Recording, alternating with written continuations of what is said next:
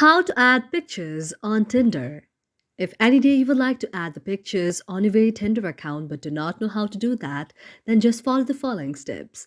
First of all, you have to check whether you're connected to a stable internet connection or not. That may be your Wi Fi connection or your data connection as well. After you check whether you're connected to a stable internet connection or not, you have to go to the search section on your mobile device.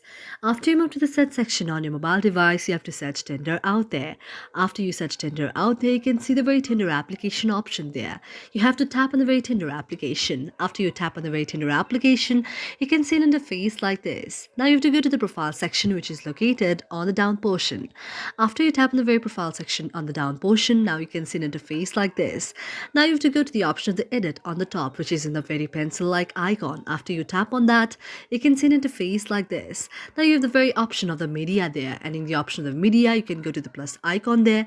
After you go to the plus icon, you can select any of the images or any of the photos from your very gallery, and you can add those media on the very Tinder account, and this way you can upload the pictures on very Tinder account. Thank you for watching our video, and if you really like it, do not forget to subscribe our channel.